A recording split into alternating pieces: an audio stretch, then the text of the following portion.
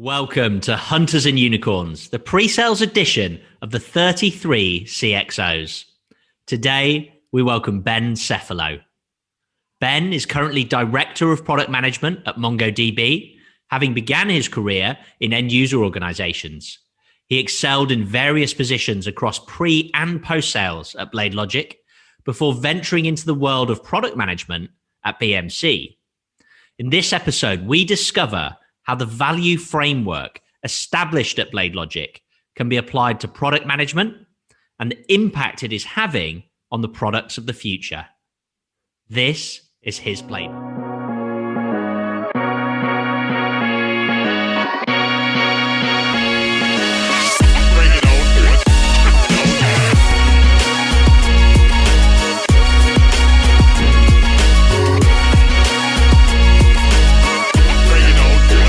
In the pre-sales edition of the 33 CXOs, we discover the crucial role that the pre-sales organization played in what is regarded as the greatest success story in the history of software sales. When John McMahon reunited the team at BladeLogic, he had a clear vision to create a sales and pre-sales organization that was in absolute unison. The symbiotic and almost telepathic sales rhythm is the benchmark for best practice. The outcome is not only execution excellence, but a shift to a value mindset which transcends any shift in technology. The pre-sales team now take executive positions at some of the fastest, most disruptive technology companies in the world. What we discover is that John McMahon's vision has not only changed how we sell, it's changed what we sell.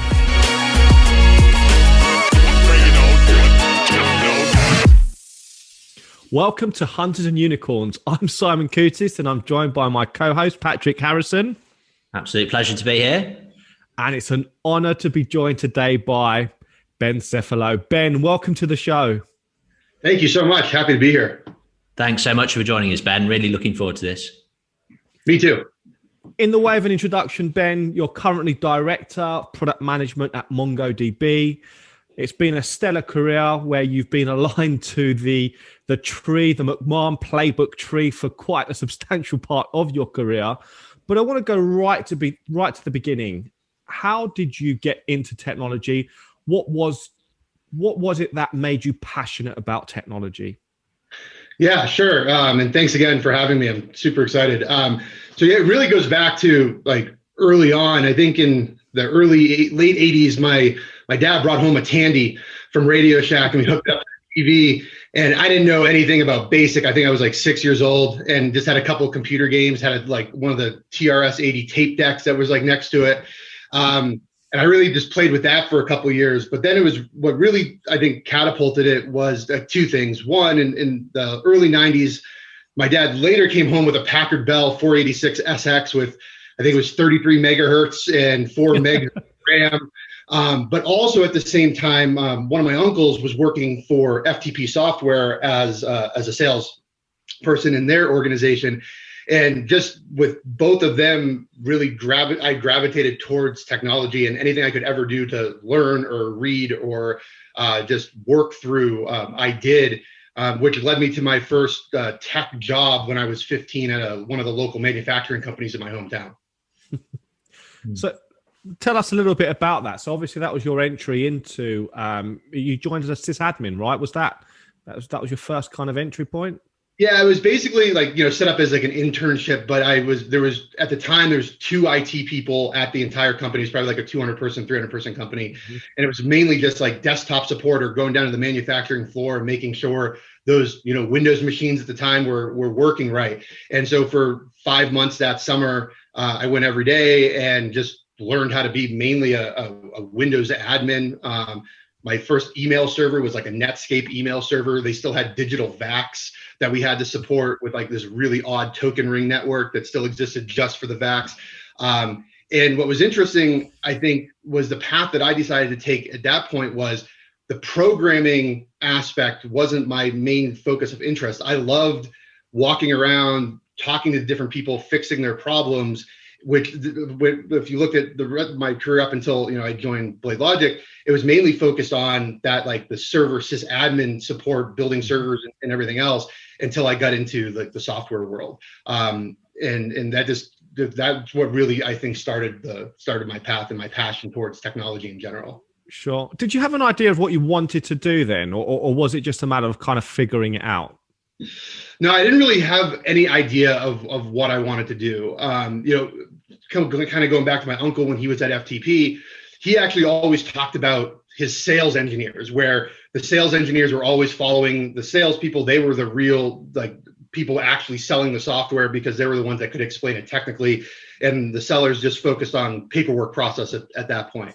So I always had that little bit of interest in my mind about these people that just flew around and got to catapult in, work on stuff, and then they went right on to the next thing. So I was always fascinated by that concept.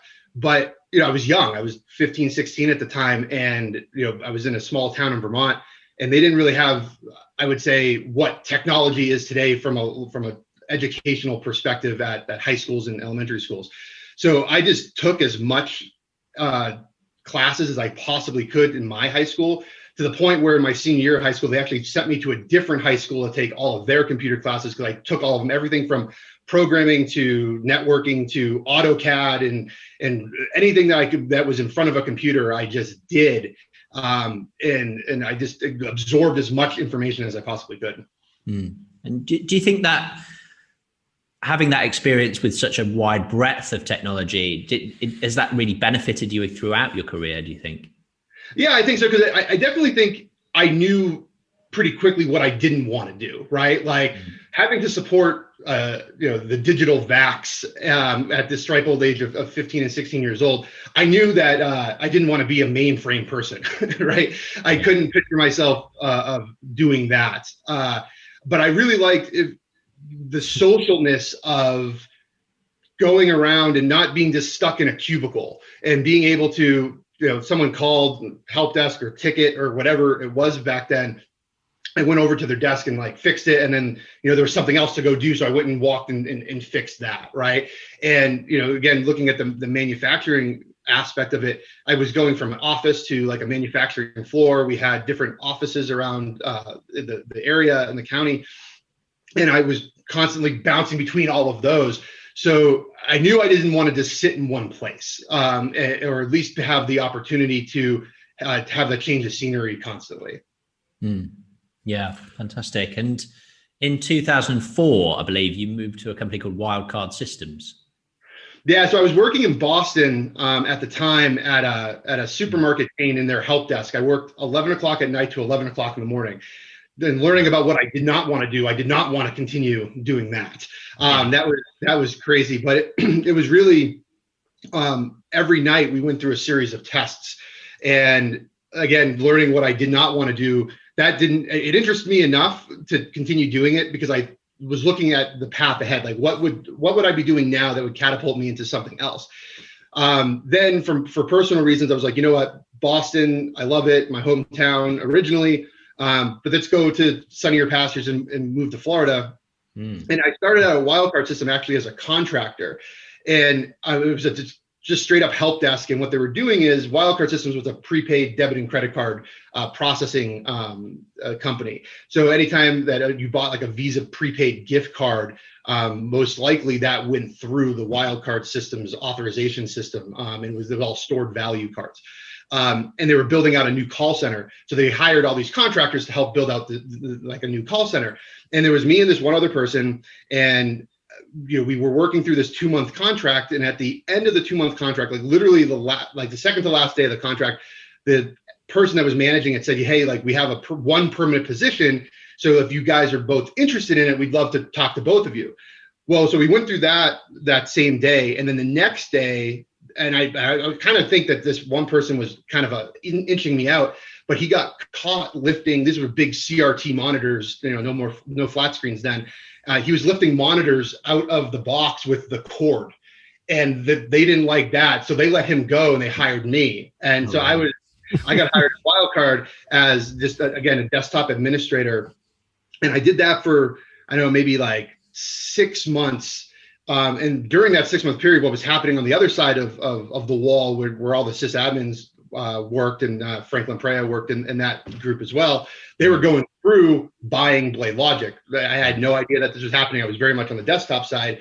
And then it was kind of like a kismet day where I was doing something, and I think it was Frank who actually came over and said, "Hey, I need your help." And I helped him do something. And he's like, you should really come and work for me as a sysadmin and get out of the desktop world. I was like, all right. And that's what brought me into Frank's organization. And I started being the admin for BladeLogic, focused on patching Windows servers. We had 650 of them at the time. And then also supporting the engineers that were deploying code with BladeLogic. Fantastic. So BladeLogic was actually already embedded at the company at that point. Yeah, by a few months. I think I just missed like the buying aspect of it when I came into to Frank's team. But then I quickly got involved with just my first actual title at Wildcard was Windows Patch Administrator, and I used BladeLogic to do all of all the patches. Yeah, brilliant. And obviously Frank Lamprey, who's part of this series, and who then made the transition to BladeLogic. Talk us through how you made that move in April 2006. Had you ever heard of Presales, for example? Never heard of Presales. And actually, when I joined BladeLogic, I went in to post-sales as a consultant at first. And What originally happened was, I think I was at lunch with Frank one day, and we were just talking about growth and career and everything. And he's like, "Hey, don't tell anybody, but I'm interviewing for this." He's like, "They have more roles. You should interview." I was like, again, I was young. I think I was probably 22, 23 at the time. And like, man, like, software, like, I don't know. Again, I was always picturing of like, sitting in a cubicle, you never moved, right? Just drinking pots of coffee and you just don't move. And I just wasn't, at the time, that didn't seem appealing to me. But he convinced me to interview. So I went through the whole interview process, and eventually, this is kind of a funny story. They flew me. I went through all the phone calls, and they flew me up to Boston. This is when the BladeLogic office was still in Lexington, above like the Westin Hotel. And the first, I met with a couple other people first, but then my last interview was with Vance Lucille. And he brings me to his office. We're talking about a couple different things, and then just like completely out of the blue, randomly, he goes, "Okay, wait, I got a question for you." He's like, "If you were going to stack quarters horizontally to the top of the Empire State Building, how many quarters would it take? You have 2 minutes, go."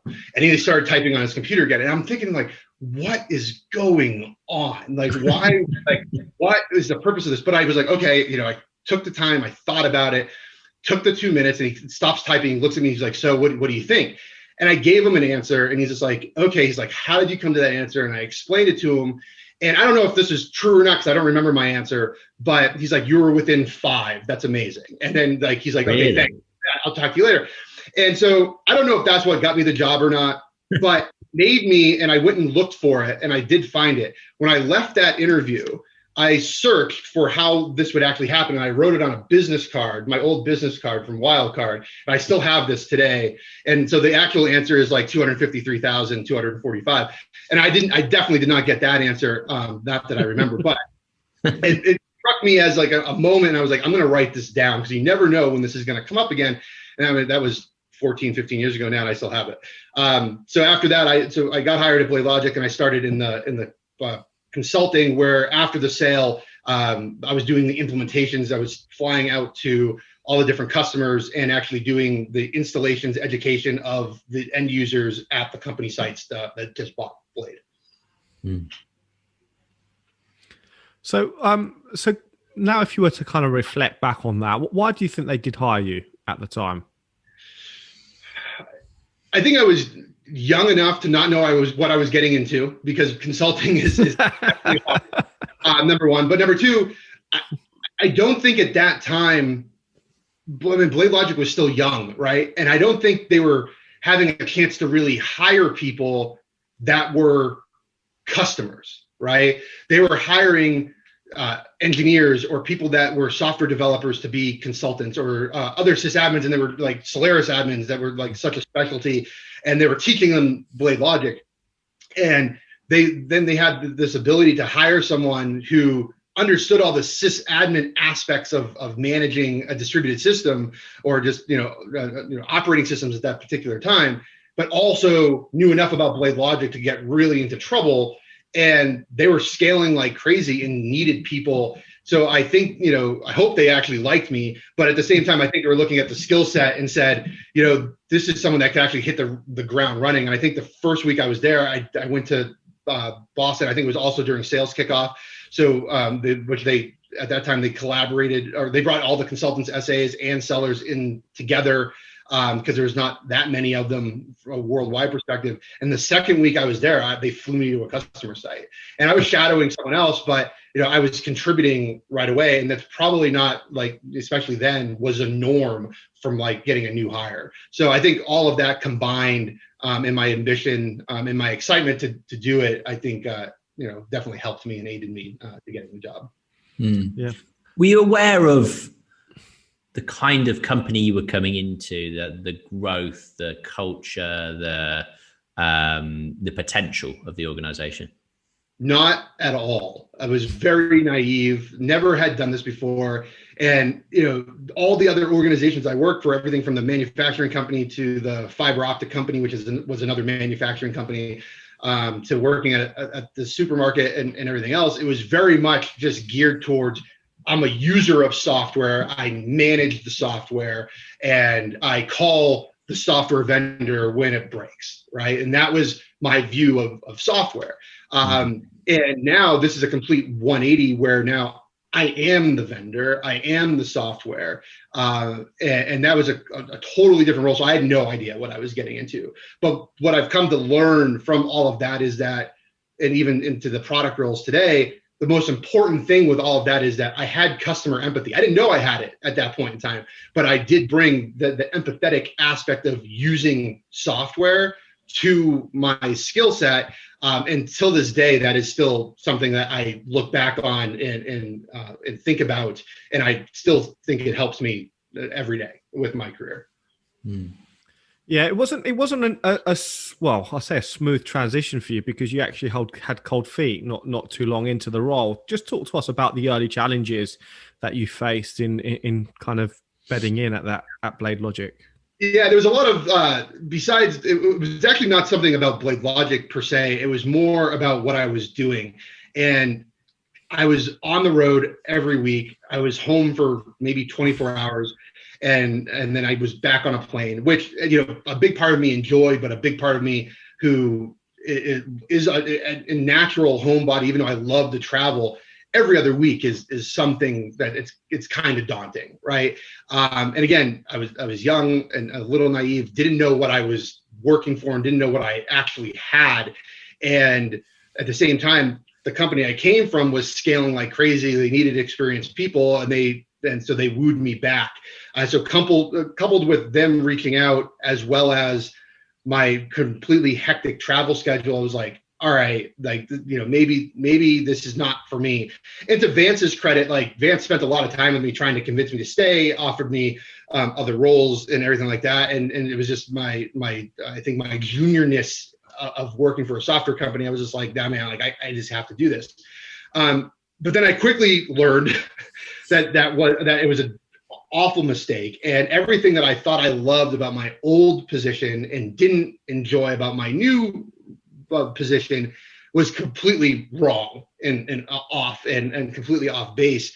And when I started looking at and really doing research about like the market and the verticals that we were in and what we were doing and where software was taking this, and this was all around still the same times of Opsware and Netscape and the successes of Andreessen and Horowitz and everything else, was just like, man, like the industry I'm in is never going to be as satisfying as this other thing. And so I learned as quickly as possible that wasn't going to be for me, and I got back to Blade as quickly as I possibly can. But as you can see, like I went in so I was a consultant, left, and then I came back as a support engineer. And I think, though, if I didn't do that, I don't know if I would have made it into product. And I mean, I'm not saying I would have been a consultant forever, but I think the path, even though it was a mistake, and not that but I don't regret it, because I think because of that and because of what I learned, that I was able to say like, consulting's great, not for me. Went to support, and then I went to pre-sales. But then I was like, what I really want to do is I have this creative side of me as well, and how do I solve that? And I don't think I would have made that natural transition to product if I didn't make the mistake of leaving and coming back. Yeah, that's very interesting. Was it the sheer kind of dynamism of the software industry, do you think, that really drew you back, or the potential to grow your career, or is it a combination of everything? I think it was a combination of both. And it was also that over that time, I still stayed connected with a lot of people that I had met at Blade, and knowing what was going on made me do more reading, more research, and seeing where really the software industry was going to go, and what the potential was there. And when I started comparing the paths that I would have in one direction or the other direction, I was destined to either be like a data center administrator or manager, or someone that maybe would have eventually done something bigger with now obviously the likes of like Amazon or Azure or whatever. That is a noble path, and that's great. But as I learned more and more about what software was doing and where it was going and how it could drastically change the world and perceptions of people, I think I was gravitated by that lore, to be on the creative side, to be the creator of that versus just the user of that. Yeah, absolutely. And coming into more technical roles initially, how aware or aligned were you to the medic process at that point, or was that a separate world at that point? It was still separate. I really got introduced to all that when I went into pre-sales. So in the support world, we knew it existed, but we didn't get any training on it, right? And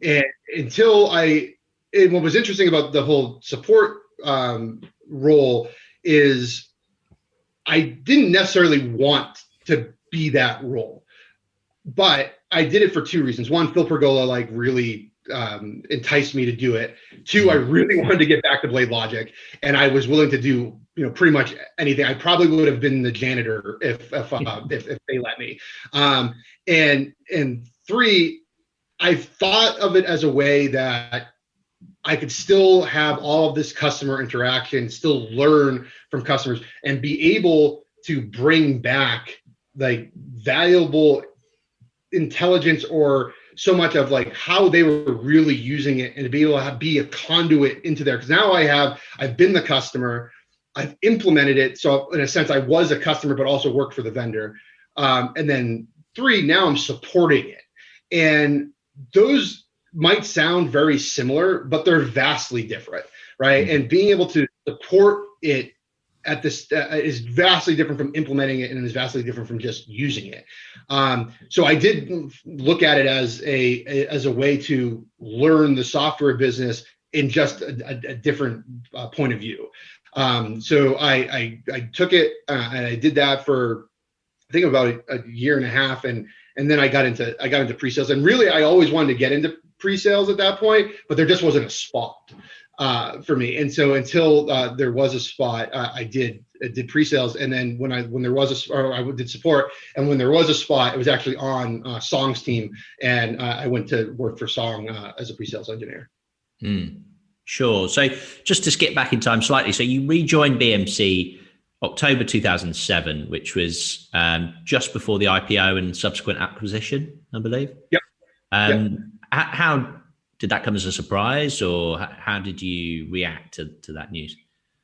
The IPO wasn't a surprise. Just you could tell by just how when I came back in, the talk that was happening, how we were being prepared for what was going to happen. Obviously no one knew dates or anything like that, at least definitely not at my level, but we definitely knew it was coming, and we knew that it was the drive of Dave to that's where they wanted to go, right? So that the IPO was not a surprise, and it was exciting, and it was one of the best experiences really ever, up and towards obviously the Mongo IPO. But the acquisition, I think, was more of a surprise, just because I thought we didn't need it. I thought we could have been successful on our own, and I don't think we needed to be acquired. But again, I take everything as a learning experience, and one of my mantras is like always be learning. And I think that also taught me a lot too, to be acquired and what that actually meant and how my job drastically changed. No, I shouldn't say drastically, how it evolved after the acquisition. Mm. So after the acquisition, 2008 obviously was the acquisition of BMC. By that time, you were a fully fledged pre-sales consultant or a senior software consultant, as you were known. What were you learning during your time as a pre-sales person, and how has that helped you?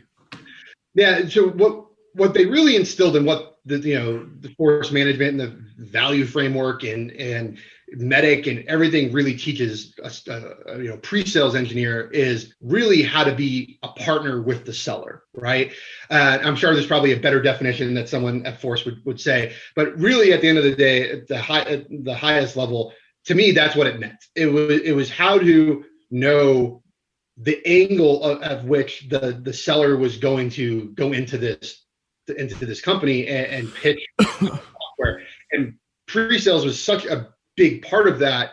And we almost broke it up to a sense where, and this all depended on the seller, because every seller has, even though we're following the same guiding, learnings, everyone has a different way of doing this. Everyone has a different style. But a lot of the sellers that I worked for was like, okay, like this is the economic buyer. This is the champion. Like when we went into meetings, it was just like, okay, these are the points that I want you to hit.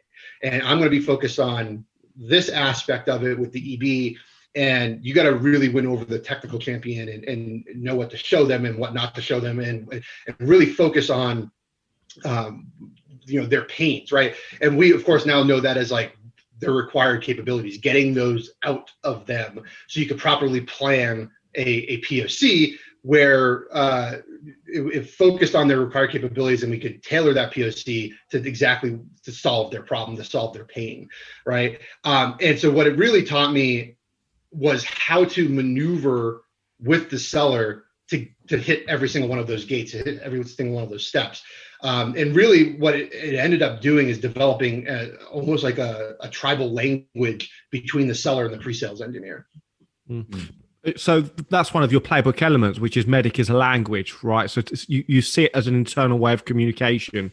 That's what you're referring to there, right?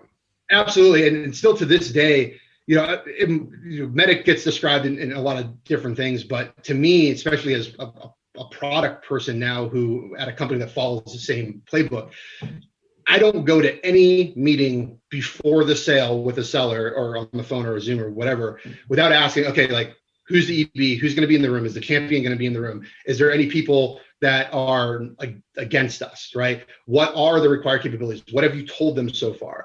And those sound like just basic questions to ask to get prepped for a meeting. But really what I'm trying to qualify is, are we in a good place or not, right? And without asking the seller, are we in a good place or not? I want to know that information. And I know that based on all of the experience of working with the value framework, the Medic as a process in qualification framework. And I ask those questions, and I don't have a canned slide deck that I go and present to a customer. And in fact, I try not to use slides. I try to talk and have a conversation with them. And I tailor that conversation to what the seller has told me before that meeting based on those questions. So I could have a really good sense of exactly where we are, or, is this a call about like the champion's all in, but now we're trying to get the EB on board, or is the champion wavering because of outside influence, or whatever the case may be. And you can even tell now that some of the questions that people will ask you, if that was seeded by like a competitor or something. And I don't think I would have had that like full outlook on all of those different pieces of that puzzle if I didn't have that background of the playbook. And is that about being completely in tune with that sales process, right? And really knowing what you're looking out for, why you're looking out for it, and kind of bridging that partnership? Yeah, I definitely do. And I think it's also a way to know where the seller is going to pivot, right? Yeah. I've been in so many meetings where we might have a game plan before the meeting, but a person that wasn't scheduled to be there shows up, or whatever the case may be. And I can take the cues, or I understand the cue of how the seller might pivot that conversation, and I'm in tune enough to pick up on that. And that's another thing that, John McMahon and everyone has always said, is like being audible ready for all of these other things and all these other pieces, or the questions that you might get asked that you weren't prepared for. And so the prep and the language and the communication and the partnership between you and the seller are so critical to these conversations, that it really has grounded me towards how I look at product management going forward, and how I take in customer conversations going forward. Yes, I suppose using a football analogy, kind of an NFL analogy, it's a bit like the quarterback calling a play in the middle of the game, right?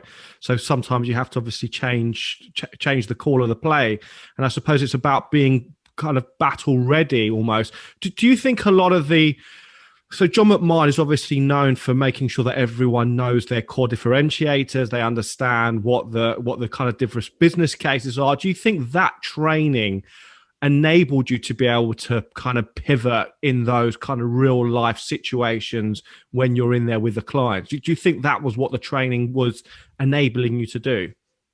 Yeah, and it absolutely. And it's not even so much about when you go through the boot camps and everything else. We, of course, will go through what the core differentiators are now, but there's really a lot of other ones, or you adapt those answers to real life scenarios to make the conversation flow more. We're not trying to teach someone like these are the 4 bullets and you have to hit these 4 bullets and that's it. It's meant to train you on, or at least in my mind, that this is the framework of how to have these conversations and be ready to answer these in a way that highlights the strengths of the product or the company. And so what I take away from all of that is, again, more about the language of how to communicate and the process for doing that. And I'm not so much worried about like the 4 bullet points of what this particular laminate said are the 4 key differentiators, but it's about how to hit those points in a general conversation, or in the natural way a conversation would happen. How important is the pre-sales organization in terms of helping to kind of steer sales? Was sales steering pre-sales, or is it kind of a symbiotic relationship? Tell us about that dynamic, in your opinion. Yeah, I think everyone probably thinks of it slightly differently. I personally think of it as a symbolic relationship, right? A lot of the sellers that I worked with at Blade and BMC, I'm still friends with today, and some of them are on your 33 CXOs list, and I talk to them, which is interesting because how styles have shifted over time. But it's still, I think that there's been, and I've heard it from other sellers where like sometimes sellers don't gel with pre-sale engineers that may or may not be like assigned to them in a particular region, and that's tough for a seller because it really is. There's been plenty of times where I've been in a meeting with a seller, and it's just like, whether it's a little nod or something he says or the way he's changed that conversation, where if I didn't have that relationship with them, or I didn't recognize that, the conversation could have gone south. But being able to have that relationship, and by having that relationship, being able to pivot the conversation with him, so it's completely like natural and not like this awkwardness. I think it is one of the keys to successfully selling software, and I think that could be learned and developed. But it's also a personality thing. And so personalities, when looking at like pre-sales and sales, I think are obviously, really important. But yeah, I definitely think the pre-sales is extremely important to software and to the sellers. Yeah, sure. What drew you to pre-sales, Ben? Coming from quite a hands-on background. I wanted to, there was a couple of things, thinking back on it. One, it was a learning experience, right? Like I wanted to do something different in the company. And what also drew me to it is it was a different muscle, right? when you're working hands-on or supporting a customer, I mean, those are all different muscles. Implementing it is a slightly different muscle. Using it is a completely different muscle. But then being able to sell it and articulate it and highlight the points and understand and solve pain for the customer was a muscle that I never had gotten to truly exercise up until that point. And also at this point, I say that on the flip side, I knew where I wanted to go in my software career. So software was now really prevalent. Companies were again starting up all over the place, and I knew this was going to be my future. It was not anymore a question of, oh, is IT there or CorpSec or any of these other things. Like I knew that selling software or building software was where I wanted to be, where I wanted to grow. So another part of me was like, I want to learn all of these different parts of the business. So if I'm ever in that leadership position in the future, which I always hoped I would be, that I get it, right? And I think that was like vastly important to how I've successfully pivoted into product and continued to grow my product career, is because I've had all of these different points of view: the customer, the implementer, the supporter, the to a certain extent the seller. Right? I don't want to take away from the sellers do their thing, but pre-sales is definitely a massive part of that. And being able to see all of those different points of view is just massively important, I think, and valuable to anyone's software career. And that one piece of advice for anybody that is going to watch this is like, don't just focus on like the one thing. Get as much experience around as you possibly can, because it will help develop that point of view, develop that, what we call in product management, your gut, right? And again, it still helps me to this day understanding all of those different perspectives. Yeah, I think that's brilliant advice. And so April 2010, still within BMC, you made the move into, I believe, your first kind of pure product management role. Yeah, and it was done almost as a mistake. And we were doing an internal beta test of the latest BladeLogic version, and they flew in a bunch of the pre-sales and consultants, and even I think there was some support people in there as well. A bunch of people, the product team, some engineers, and we went through like an entire week of beta testing the latest release. And there was if I remember correctly, there was a lot of changes. We made a lot of user experience modifications. We changed how certain things functioned, added new functionality. And I remember, I think it was like the Thursday or Friday at the end of the week, I think I was talking to one of the product managers, one of the leaderships there, who rolled up to Tim Fezenden. And I think I was just being vocal. And I think I was just like, I sometimes you guys do things that make me feel like you have no idea what is going on actually at a customer.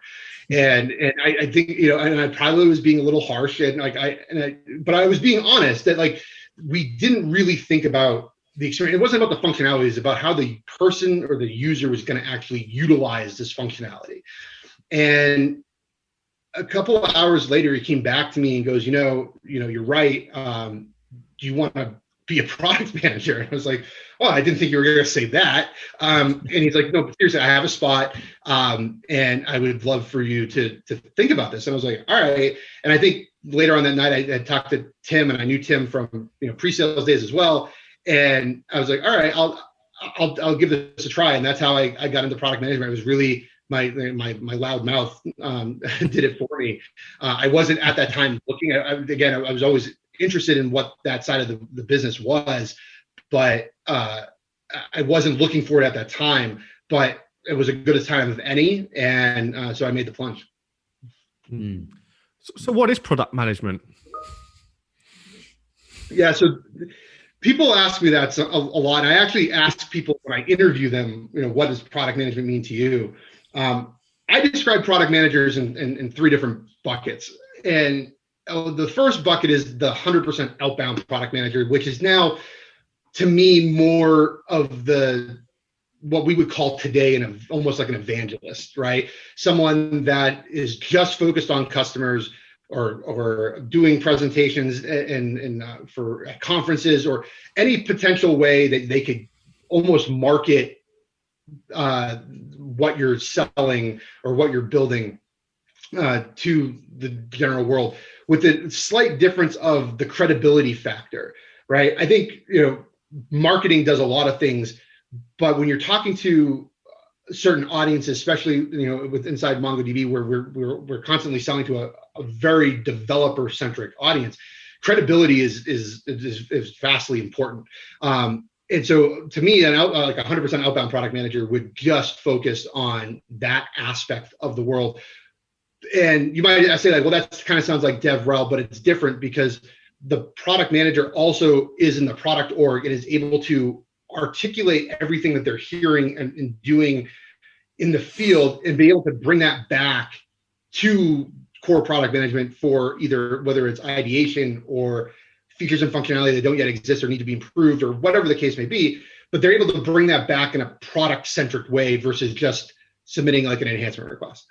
So that's like product management outbound. I think product management inbound, there's then the 100% inbound product manager that just focuses on working with engineering teams and taking requirements or building out requirements that have direct business value that we've already articulated, whether at the leadership level or above, and taking those business requirements, turning them into requirements that are able to be read by an engineer, and they can go and build something, right?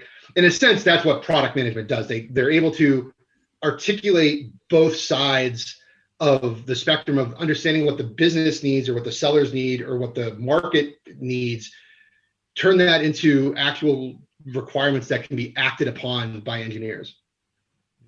But then I have this really nirvana state of a product manager that is like what I call the 50-50, where they're completely comfortable and capable of doing the inbound work, meaning that they get the business side of the world. They're able to then articulate those into those requirements, as I was saying, but they're then able to regurgitate all that back on the outbound side. And usually it's not common that someone is that comfortable about going inbound just as much as they go outbound, or doing the constant context switching between articulating business requirements versus articulating engineering requirements, or how those two intersect. So there's a lot of that, and it's a kind of a long-winded answer of like what product does, but those are really three ways of how a product manager does it on their daily basis, and it really articulates to like what a product manager, the skill set needed to be a successful product manager, if that makes sense. Yeah, absolutely. And that's obviously the construct of your playbook element, which is the spectrum of product management, which is you kind of gauging where people sit within that inbound, outbound nirvana state, as you kind of put it. Yeah. And, I really look for, it's very hard to find a 50-50. It just is. There's not a lot of people that are comfortable with getting on a stage and talking to 500 people. That is just the skill set that people have. And a lot of people that have that skill set don't have the other technical depth skill sets to go and work with engineering, right? Or to be able to completely translate, what they hear from a customer and articulate that into how does that fit into the longer term strategic objectives of the company. And if it doesn't, why would we change or add this to that roadmap? And how does that articulate value? Like what metrics would we be recording to do that? It's just, it's a skill set on its own to go in both directions. And they do exist, but usually someone's always weighted. It's going to be, they like outbound. They have no problem talking to customers. They're credible, but they don't like doing it all the time. They don't like being at conferences. They don't like that atmosphere. So they gravitate more towards the inbound. And then there's the other people that are reverse. And I think that is completely okay. And the one thing that I always look for though is not so much where they fit on that spectrum the day I'm looking at them or looking to hire them. It's where I think I can get them to in what reasonable manner, right? If someone has the willingness and to be comfortable with ambiguity, which is something else that I always talk about, that I can mentor them to be successful in that spectrum somewhere, right? So it's not so much I'm looking for that perfect person on day one. It's about, can I get them there? And can the culture that we have at the company get them there? Can the rest of the leadership team get them there? And sometimes that answer is no. And obviously, sometimes that answer is yes. And that's one of the key things I look for when I'm interviewing like a product manager is where they sit today on that spectrum and whether I can get them there. Mm. That's really interesting. And at BMC, in terms of the product management side, obviously the reverse takeover of the sales processes post-acquisition with John McMahon's methodologies and the guys who grew from the BladeLogic side into the pre-sales leadership roles. Were the product managers, were they similar in terms of personality and attribute? Is it still the same kind of raw materials that is being looked for on that side? Yeah, it was interesting. We've heard John explain what happened there and others. But what was interesting is when the acquisition happened, I was still in pre-sales, and it was really uncomfortably hostile for a while, to the point of like I had other pre-sales engineers and sellers come up to groups of us and say like basically laughing that they took us over. And, we took it with a grain of salt. We didn't necessarily care. We just got bought out. We were happy. It was fine. Right.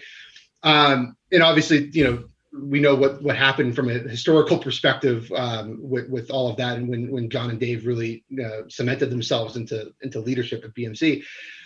But from the product side, we didn't have a lot of direct influence from them on our product suite. The way BMC was really compartmentalized at the time was like they had the mainframe people that just were the mainframe people, and that was a whole different side of the business, and very like we knew about it, but it was hardly ever spoke to them, right? The only time we spoke to them, they had different sellers, they had different pre-sales people, they had everything was just like completely separate. And the only time we ever interacted with that side of the business, really, at least at my level, was when we were selling into an account that also was a mainframe customer, and how we wanted to make sure we played together nicely in that same account, so we knew what each other were doing, even though oftentimes we were selling to completely different business units in those accounts, right? But then, the whole, when BladeLogic got acquired, if I'm recalling, we got absorbed into like what they call like ESM, the Enterprise Service Management BU, which was pretty much everything else besides mainframe. And the first thing we started doing, at first it was just like, you guys are BladeLogic, you guys are completely separate, you have your own product, just stay separate, right? And again, this was at my level, and I wasn't part of the leadership team at all. I'm sure there was conversations going above it. Where it really started becoming where we were interacting was when they started wanting to integrate the larger product suites that they already had into BladeLogic, which was really daunting thinking back on it, because we're taking this very, at that time, I mean, I know they've made strides to make it better, but like Remedy at the time was a very old, antiquated technology. And so what the first thing that they wanted to do was integrate this very old, antiquated technology into something that was a lot newer, thought about completely differently. And, BladeLogic did a lot of things really well, and was all about automating what people did on a daily basis, so those people could go and do other things, right? That was one of the value props of BladeLogic was to do that. And Remedy didn't think of things like that. And the architecture and the bloat that came with that at the time, we had to like completely change our whole thought process to make it work. And usually things are like, well, no, we had to do a bunch of things in Remedy to make it work with BladeLogic, and it was the completely other way around. So, and look, that's just growing pains of an acquisition. It's bound to happen. That's fine. Again, learning experience, learned a lot, but that definitely slowed down, the growth of, or I don't want to say the growth, but the way we were able to execute on the roadmap at the speed we wanted to execute on it was slowed a little bit after the acquisition, until we got some of those things ironed out, if that makes sense. Yeah, completely. That's really interesting. So After 5 very successful years at BMC, Ben, you made the jump to VMware in January 2013. Obviously, another large global, hugely successful software company. What prompted you to make that jump, and how was that experience coming into VMware? Yeah, so slight context to that too. So when I was in product at BMC, one of the things that I loved doing was talking to customers. I don't think you can be a successful product manager if you don't talk to customers at least at some level, right? Mm. And so I always made myself available to sellers or pre-sales or whoever. Like if your customer wants to talk to someone, like give them to me, I'll talk to them. Like I've been in their shoes. I'll talk to them about the value of what Blade is, what we're building, what we're doing, and everything. And I don't think I was alone in that, but I feel looking back on it that I made myself as available as I possibly could be, maybe even too available to a certain extent. By doing that, I got to really interact with a lot of sellers. And I did that already because I came from pre-sales, so I had the relationships, but I was able to build upon those. And so I spent a lot of time in the New York region and selling to a lot of the banks in that area. And at the time, that region was being run by Carlos. KP and Jesse were reps, and Sahir was a sales specialist in that region as well. And so I went to meeting upon meeting upon meeting with them, and really, developed a big bond and friendship there. So fast forward, right after a lot of those people had left BMC at that point, and it was right around the same time that VMware bought Dynamic Ops.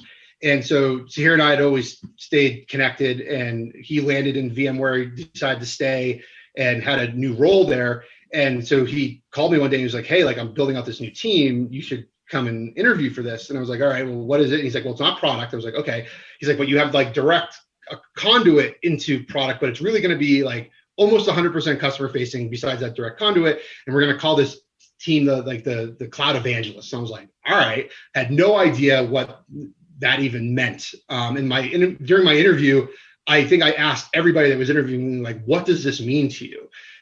Because to me, it could have meant a bunch of different things. So I at the end of the day, they all had different answers slightly, but it was all about being someone that could be credible in front of the people using the software, that understood how to sell software, how to use software, but more importantly, had this product background to be able to take feedback in a way back into product. I was like, all right, this sounds cool. It's VMware. I've used VMware technology for years. I was like, why not? Like, Silicon Valley, let's do it, right? And I took the leap, and I was an evangelist for about a year. And then what happened was I kept gravitating naturally back into wanting to that creative side of my brain to start building something, right? Like, great, I could talk about it. I love talking about it. I love the customer interaction. I love the travel that came with all of this. But I really wanted to go and build something again. And so along that same realm, we were also looking at compliance and how security and compliance was applied at the virtualization layer of things. Because everyone, when you talk about PCI and CIS, and again, remember this is like 8 or 9 years ago now, that everyone focused on like the operating system, but all those operating systems were starting to become virtualized, and we kind of just stopped thinking about it below that virtualization layer. And we had publications about like how to make this compliant, but there was really no solution that was being able to automate compliance, or at least reporting results at that layer. So when a couple of us went off and we kind of built this business case around, well, we should come out with this solution that could very quickly tell you your compliance posture, the layer below at the virtualization layer. So like, at the vSphere layer. So we built this thing called vRealize Air Compliance. vRealize was the branding of the automation cloud business unit of VMware at the time. and we built this thing called vRealize Air Compliance, and it was the first organically built SaaS solution that VMware ever released, to my knowledge. And we did that for a while, and what that really, it didn't completely take off as much as we wanted to, which is cool. The part of product is you start, some things work, some things don't. But what that really catapulted me into is moving out of the evangelist group officially, and I joined the cloud provider software business unit, and we started building the back end of what is now my understanding, because obviously I'm not there anymore, but we started building the framework that is used to run all of the different VMware SaaS services that I have today is still the back end of what I started building when I was there. Wow. So you made a complete transition from kind of outbound into inbound in your role, pretty much. Yeah, and that was what was interesting, is that, like, yes, it was a product role, super cool, but our customer was us, right? And that presented a whole new set of challenges, where it's like, well, where do we get requirements from, right? And so what we started to do is saying, well, what do we want this platform, what do we want this framework to be? And because VMware, sort of like BMC, had so many different products and so many different BUs and everything, what we quickly figured out was like, well, we shouldn't have a different billing system for all of these things. We should just have one for all of VMware. We should have one identity. And what does unified identity actually mean in this type of SaaS service world, right? We should have the same runtime. So it was all about, how do we fast track the development of these services if we could remove all of these things that we call the common services? And so we started building that platform to alleviate the pain of all the other business units having to build all of those services themselves, and we gave them a way to tie into those into that framework. So I was focused on the identity aspect of it, and so I started driving, what does having a VMware identity actually mean, and how does it cross, and then how does it integrate with all of the potential things that we could be building, or what we're building today, and what we could be building 5 years from now. So I was focused on the identity platform aspect of that. And as we mentioned, obviously VMware are a hugely successful global organization, quite different from a sales perspective and cultural perspective to a BMC, I would imagine. Did that filter into your experience, or how was the transition between the two styles of running those organizations? Yeah, I think the transition was okay. What was different really about the way VMware did sales versus the way BMC did sales is that it was such a large organization. Like, BMC was big, but VMware was bigger, right? And the way they sold was just vastly different. And they had, I forget what the number is, but it was, hundreds of thousands of customers running vSphere. And then they really built the business, and this is obviously not a secret, was everything was around support, like ancillary products that worked with vSphere, right? And so we always had sales conduits, but I probably, if I, really thinking back, on a weekly basis, I might have been involved in, after I left evangelism and went into really like a product role, I've had very little interaction with sales, and that was just the culture there. Even as an evangelist, the sales guys like called us in to do that, or we would do a conference or do something along those lines, but it wasn't the same. Like, the communication wasn't the same about, like, okay, what are we actually trying to do? It was more about, like, here's the evangelist deck, and this is what this is our story, go and present the story. And it was the same story over and over again. Again, totally fine, good learning experience, but it got kind of monotonous and boring. And that might be okay. But for me, I missed the excitement of, getting into the nitty gritty and preparing for a conversation, for a couple of days before going to have it, or having that close symbolic partnership with the seller to go in and, like, almost like you're going to war, right? Like, this is, and that just wasn't the culture at VMware. and which is fine. They obviously built a very, very successful business. I have a lot of friends at VMware, and it's working. But I missed that aspect of it from BMC. That was definitely something that was missing with myself personally when I was at VMware. Mm. So obviously, after 4 years, or 4 successful years at VMware, in August 2017, you made your way back to the tree where you joined MongoDB with lots of familiar faces right from the senior leadership. Obviously, Dave was there, and I imagine Cedric. No, it would have been before Cedric, so it would have been Carlos at the time. Yep. So tell us about the differences between product management at VMware and product management at Mongo. The impact is different, right? Like with VMware, because of how large it is, I always felt like it was really hard to make a direct impact, or at least if you are making an impact, know that you're doing it, right? And that was just, and again, it could have been okay, but I wanted to be able to make like a measurable impact, and I wanted to be really close to the business. And that was one thing that was, again, personally missing from my time at VMware was being able to make that drastic of an impact, and also be close, really, really close to the business. So when Mongo came along, I was also taking a pragmatic approach to this because it was, they've been around a while. Open source, trying to monetize open source is not the easiest thing, right? They've obviously were successfully doing it, but like, what future does that hold?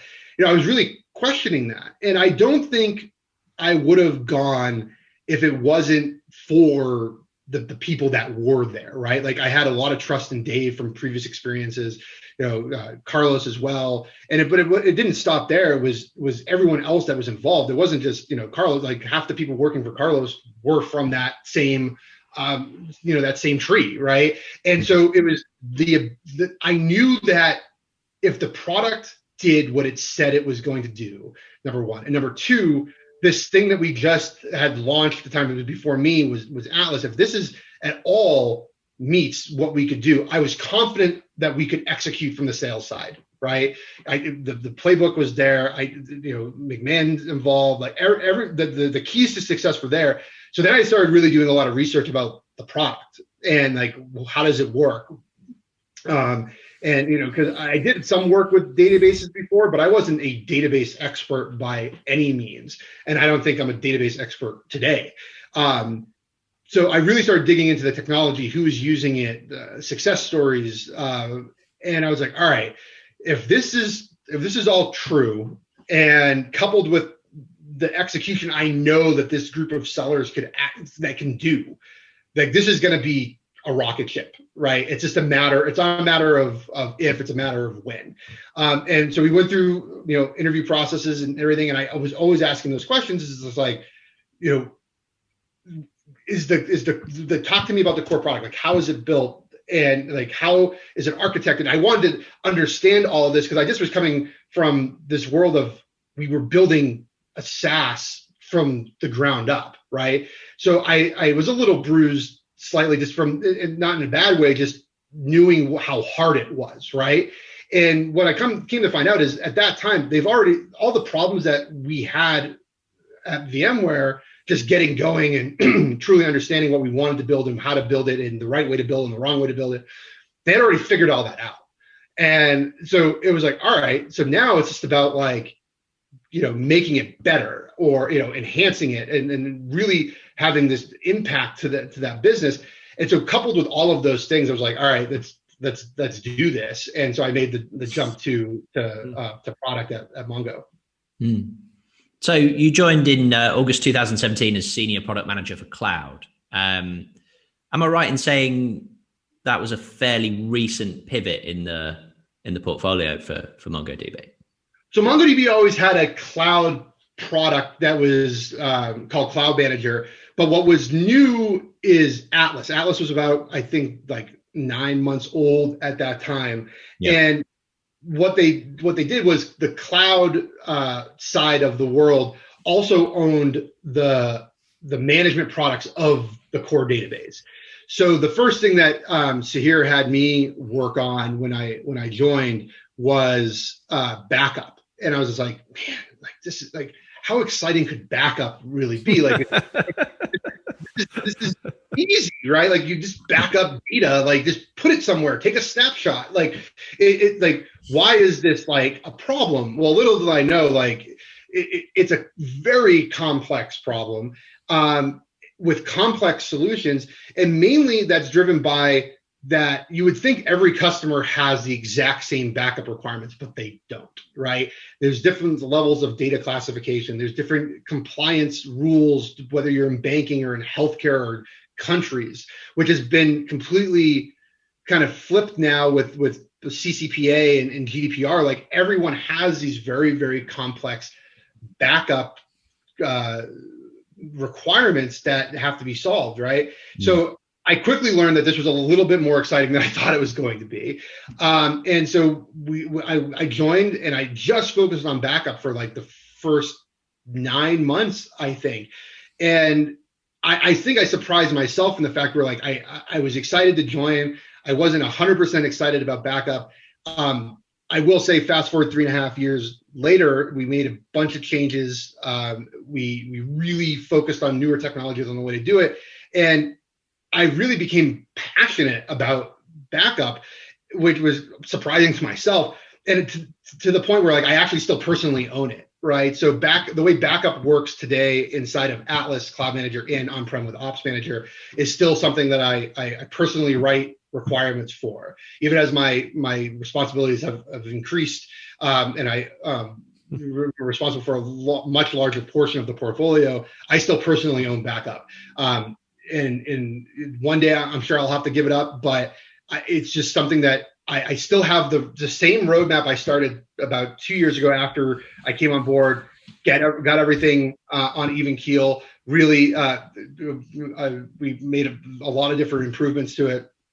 And I was like, okay, so what's next? And I set this roadmap up about 2 years ago, and I'm executing on that same roadmap. We're just a lot farther down the pipe now. And so if someone came to me today, if Sahir came to me to be like, you really need to put this on somebody else, I think I would shed a tear, because I do think of it as my baby. The engineering team is absolutely amazing, and there's more exciting things that we're actually building. And yes, it's hard to believe that we're doing new exciting things in backup, but we are, especially when you look at how like the right to be forgotten is all part of these privacy acts now. Well, how do you have someone be forgotten if you're in a financial system and the backup also says you have to keep the backup for 7 years? Like, how do you go into that and manipulate that to have the right to be forgotten? Because the same requirements also say that backups are supposed to be immutable. So now you have these banking regulations or the healthcare regulations say like the backups have to be immutable, but you also have to support this newer regulation that says if someone wants to be forgotten, they need to be able to be forgotten. And marrying those two concepts together is a mind-boggling exercise. Yeah. And there's multiple ways that MongoDB can do it for you, but so there's still excitement in backup. So it's become an unexpected passion then. It really has, and like I talk about it like every conference that we have, even the virtual ones, I do a backup talk, and still I did my first one probably like 6 months after joining, and based on all the different conferences that we do a lot of our own conferences as well. I still fill the room. Like the room is, and I don't think it's me. I think it's the topic.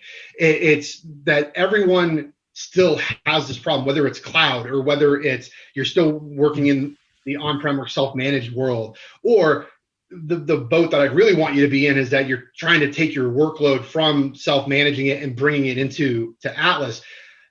This is a known thing in the on-premise self-managed world that you have full control over now. So not only are you moving your workload to cloud, but you are now have to figure out how to have the same disaster recovery or the same high availability or the same way of retaining your backups to meet all of those regulations, improving how you meet all of those regulations. it's the same problem, but with a different face. And it is exciting. It's fun, and it's very, very challenging. And the conversations that I still have with customers on a weekly basis about it, it still holds bar that the requirements are different from every customer. They're all on the surface the same, but they have different attributes that are different. And we're working to make sure we cover all possibilities. Yeah, it's interesting because you're touching on quite an interesting point there, and obviously one of your playbook elements is aligning to the buying process, and good product management is about understanding who you sell to and aligning to that process. So just tell us a little bit about that. Yeah, it's even I think more important now because the product that we have is in so many different markets and verticals, right? And you would think a financial company, whether it's one of the legacy financial companies or one of the newer generation financial companies, that they would have the same requirements, but they don't. And then we can go talk to a gaming company, and you would think it's gaming, like maybe no one cares about backup because it's just a game, but they do. And it has to do with taking payments and what PCI means to backup and everything. So just keeping with the backup theme. So it's a very nuanced conversation in a very important part of the sale, whether it's a customer that's going to consume us on premise or self-managing, or someone that's going to consume Atlas, that they need to be assured of that they can meet their regulatory requirements. So being able to pivot those conversations depending on who's in the room, or work with the seller to make sure that their security questionnaires are filled out properly, and we have a whole organization that focuses on that. But the answers are important, and they're not just generic. We hope some of them are, but sometimes they're not. And so that conversation becomes almost custom depending on who you're talking to. And of course, there's variances in market segments and verticals and all those other things, but it's not just something that you can completely just rinse and repeat. Yeah. So one of the things that we've spoken about previously is about the rhythm of Medic within organizations like Mongo, and how it really kind of, in many respects, transcends every part of the business, and product management included. And how do they help functions like product really feel part of the sales engine of the business? Yeah, so I think the first thing is any new product manager that is on my team, I ask them to go attend sales bootcamp, right? Mm-hmm. And there's certain parts and certain days that aren't important for them, but a big chunk of it is very important to them for a couple of reasons. It's one, I think it's so important to the skill set and to the muscle of a product manager to understand not only the product that they're working on, but how the product is talked about and sold in all the different, because eventually that product manager is going to talk to a customer, whether it's at a conference or whether it's on the phone or in any other venue, meetups or whatever. That product manager at some point is going to talk to a customer. And sometimes the customer is going to be on the phone without the seller or without a pre-sales person, and that's just about like before the sale. If it's after the sale, maybe it's just the CSM organization, the customer success manager organization that's on the phone, and not the seller is not even involved in that particular conversation. And so consistency with the messaging is so extremely important, because we don't want to, dilute the message. And we also don't want to, break what we've already established, right? And that's not because, it's something is being hidden or anything like that. That's not what product managers do, but it's to be consistent in that. So we're constantly driving to the same end of the tunnel, right? Everything, it was very mapped out to exactly how they already think of the product, and we can always continue layering on, I guess is maybe a better analogy, to that same value messaging or that same conversation that they've had before. The second thing that's super important is whether they talk to me or whether they talk to someone on my team or maybe a product manager on another team, is that we all have the same background of like what they're doing, right? Because the customers that we talk to, they all have, I don't want to say that they all have the same problem, because it's not that. It's more that we have a certain way of thinking about our products and how they interact with each other, and we want to make sure that message is fully understood. So if we all did it a different way, or at least had a different background of that way, it wouldn't be clear and concise. So I think one of the keys to success is, whether we're following this process or if it's a different company that doesn't follow the same process, that having product understand fully how the sellers are talking about the software, how it's marketed, how it's perceived, and how it's demoed, and how it's POC'd, is such an important part of the product purview, just so they understand and are on the same baseline knowledge when you go in and talk to that customer. That's very interesting. And Ben, in terms of your role today, so in February of 2020, you promoted to Director of Product Management for specific roles within MongoDB. How has your role changed? Has it become more strategic? Are you less kind of hands-on now, or how's it grown? No, I'm still definitely hands-on. Like I mentioned earlier, I still own backup. I own identity and access management as well, and how our federated identity works across our product portfolio. I also, with the promotion, more of the overall Atlas roadmap rolls up to me.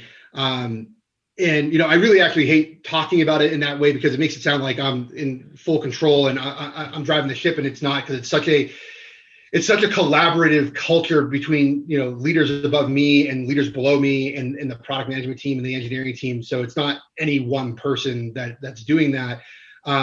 So I like to think of it as that, because of our collaborative culture is one of the keys to our success. The product here doesn't just throw things over the wall, like writes a business requirement or files a ticket and then like forgets about it and gets a notification when it's released. We're really part of every nook and cranny of that process, whether how it gets scoped, how it gets designed. And we have people that and teams that are doing all of that, but we stay working together throughout the entire life cycle of the start of an idea to when it actually gets released. There's product marketing engagements that need to happen, how we add it to the website or the way it looks in the UI.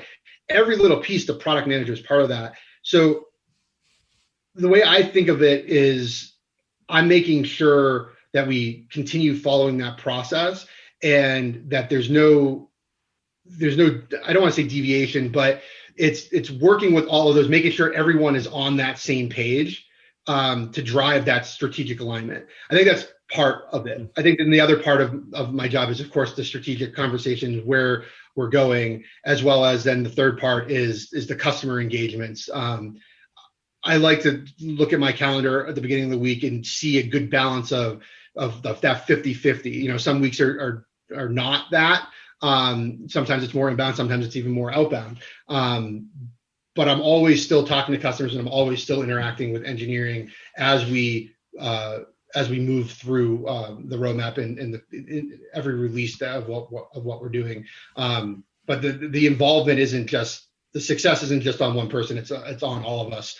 And we have a really, really good product management team all the way up. And it's the inner workings, and talk about symbolic relationships. It's really taking that same relationship I described as like, sales to pre-sales. And if you think about why that is so important to be successful, it really translates to product. and how we all interact with each other. And we still, even as we grow, we still have a meeting that's on the calendar that we still all get together as one big giant product team, and we talk about things, right? Whether it's what we're doing and what we're working on, because not everyone knows in some cases, to different things that we've read about, or different success stories that we worked with a customer on, or whatever, and just to really enforce the importance of that collaboration in that culture we have. And I like to think of us as one big family. Great. And talking of the kind of wider organization of MongoDB and the company, what does the future hold? Obviously a very strong year this year in terms of results and share price growth, but how much can you reveal about where the company's going? Yeah, I can't reveal much, but all I'll say is that I'm like super excited about where we're going, what we have in store in front of us, how my role has changed from 3.5 years ago to where I hope it's going to be in the future. And if you look back, like right around at the 4-year mark is usually when I've made a move. And if this is any type of barometer, I would say that like no move is in my future, right? Like I just, and for everyone I'll watch it, no, but like in all honesty, like I think, I'm not one of those people that think moves are bad, right? Because there's different reasons for those things, but moves often happen because you become disinterested or not as excited in what is happening, right? Or and that's the majority. There's a lot of people say a lot of other things, but the majority of the time it's for those reasons, or that's the crust of the reason.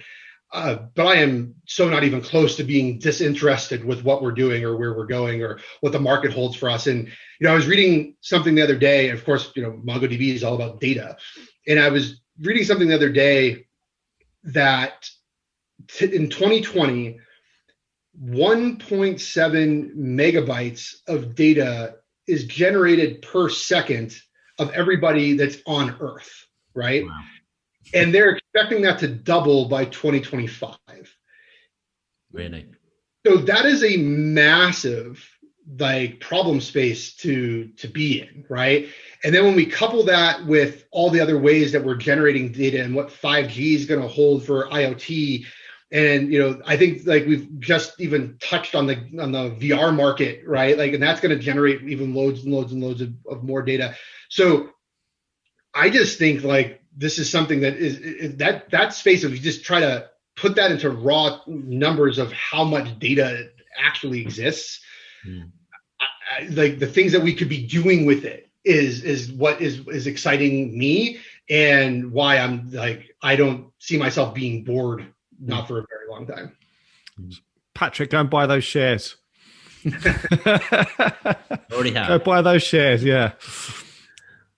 So I suppose in terms of kind of general advice to give to our viewers and our listeners who are perhaps interested in product management, what's the best advice you could give them? Yeah. First of all, like anyone can be a product manager, meaning that if you don't think what I mean by that is not like just in general, it's an easy job. That's not what I mean. But what I mean is if you're in a pre-sales role, if you're in consulting, if you're in support, customer success, it doesn't matter. You have a skill set that you might not know, but you are able to, you come with a point of view. So if you're able to articulate that point of view and relate that to the value that the business is trying to solve, you have the beginnings of being a successful product manager. So don't be scared that just because you're in an engineering role and obviously stay in that role if that's what makes you happy. But there's those skills apply to product, I guess is what I'm saying. And I think if you ask someone who hasn't worked with product managers in depth, they might not think that being an engineer or being in pre-sales, you have a path to product management. And what I'm saying is that you do. You have the beginnings of being able to do that. I think the second thing is be comfortable with ambiguity. And I said that earlier, but what that really means to me is my plate changes on a daily basis. And with that change maybe comes might having to change your prioritization on something. And you might have already just told someone external that you're working on this and you're targeting a particular quarter for that. And something could happen the next day that completely changes what you just said. And that's hard for people to grasp, but you have to be comfortable with that ambiguity, because software is a moving target. What is happening in the world is a moving target, and we have to be able to adapt to that. And that's no difference from being in product.